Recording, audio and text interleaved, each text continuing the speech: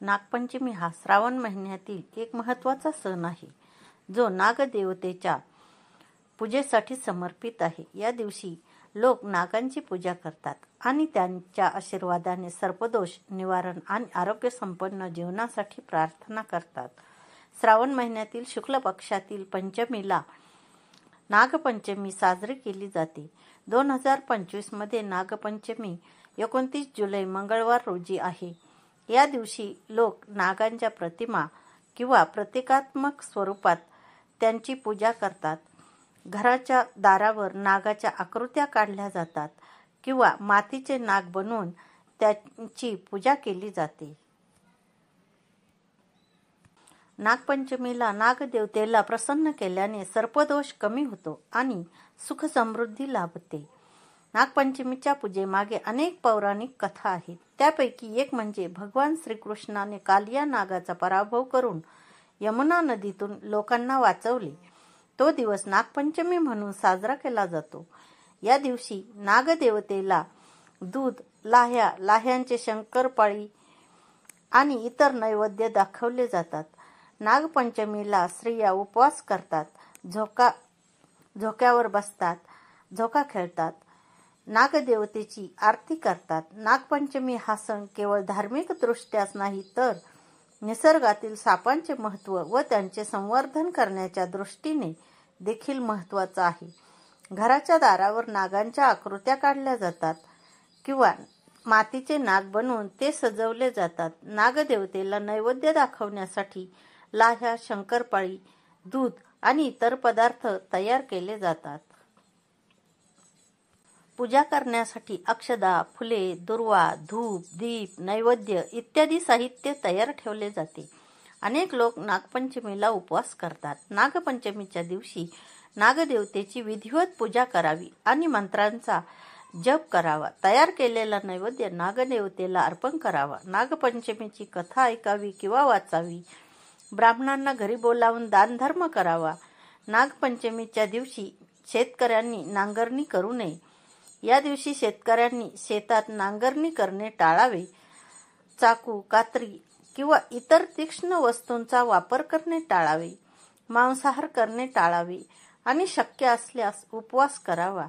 नागपंचमीचा सण महाराष्ट्रात मोठ्या उत्साहात साजरा केला जातो. या दिवशी नागदेवतेची पूजा करून त्यांचे आशीर्वाद घेतले जातात आणि निसर्गातील सापांचे महत्त्व जपले जाते.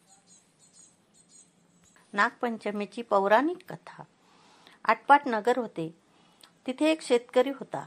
त्याच्या शेतात एक नागाचं वारूळ होतं. श्रावण मास आला. नागपंचमीचा दिवस. शेतकरी आपल्या नित्याप्रमाणे नांगर घेऊन शेतात गेला. नांगरता काय झालं, वारुळात जी नागांची नागकुळं होती त्यांना नांगराचा फाळ लागला आणि ती लवकरच मेली. काही वेळाने नागिन तिथं आली. आपलं वारूळ पाहू लागली. तो तिथं वारूळ नाही आणि पिल्लेही नाहीत. इकडे तिकडे पाहू लागली, पण तिला रक्ताने भिजलेला नांगराचा फाळ दिसला. तसं तिच्या मनात आलं, ह्या शेतकऱ्याच्या नांगरानं माझी पिल्लं मेली. ह्या शेतकऱ्याचा निर्वंश करावा असं तिच्या मनाने घेतले. फणफणतच ती शेतकऱ्याच्या घरी गेली. मुलाबाळांना, लेकी सुनांना आणि शेतकऱ्याला दंश केला. त्याचबरोबर सर्वजण मरून पडले. पुढं तिला समजलं की त्यांची एक मुलगी परगावी आहे. तिला जाऊन दंश करावा म्हणून ती निघाली. ज्या गावी मुलगी दिली होती तिथे ती आली. तिच्या घरी येऊन पाहिले तर काय, त्या बाईने पाटावर नागिन व त्यांची 9 नागकुळं काढली आहेत.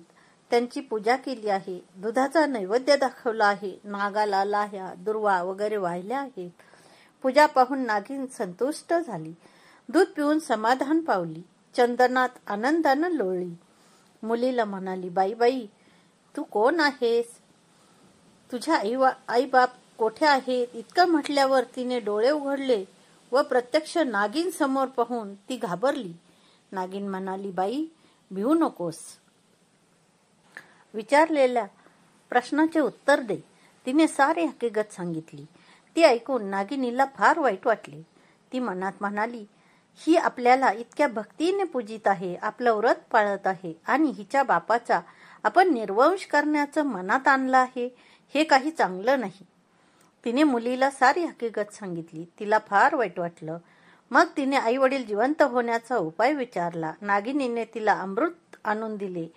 ते घेऊन ती त्याच पावली आपल्या माहेरी आली. तिने सर्वांच्या तोंडात अमृत घातले. सर्व मंडळी जिवंत झाली. सगळ्यांना आनंद झाला. तिने वडिलांना घडलेली हकीकत सांगितली. तेव्हा त्यांनी विचारले, हे व्रत कसं करावं?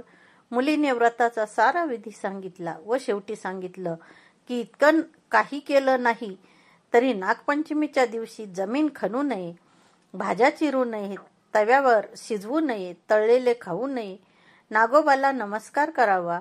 तेव्हापासून शेतकरी नागपंचमी पाळू लागला. जशी नागिन त्यांना प्रसन्न झाली तशी तुम्हा आम्हा हो ही 60 उत्तराची कहाणी 5 उत्तरी सुफळ संपूर्ण.